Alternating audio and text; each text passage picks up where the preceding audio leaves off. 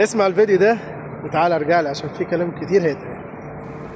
صدقني بعد ما هتبطل كوره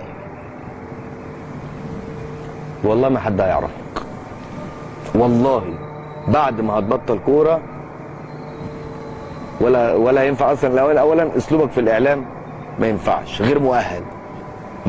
يعني ان انت تقعد تحلل كده صعب جدا.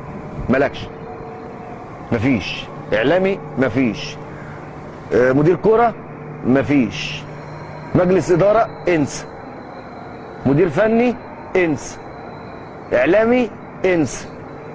طب ايه هتشتغل ايه بقى؟ محمود عبد الرازق هتشتغل ايه؟ تقدر تقول لنا انت فين دلوقتي يا ابراهيم يا سعيد؟ انت فين؟ معروف طبعا، انت مكانك على البورش قاعد نايم محبوس يا عيني، ولا حد سأل فيك. كل اللي كنت بتطبل لهم وكنت اللي بتعمل لهم رامينك ولا سألين فيك. شيكابالا بقى عايز اقول لك اول يوم اعتزل فيه جاله ان هو يحلل من اكبر القنوات في الوطن العربي، ام بي سي، مع ألمع النجوم. وانت فين؟ السجن.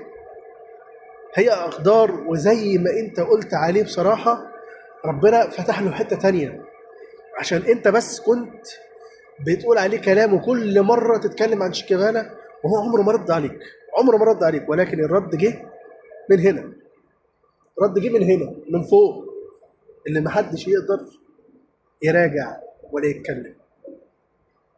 يا ريت يكون درس ليك يا ابراهيم سعيد عشان تعرف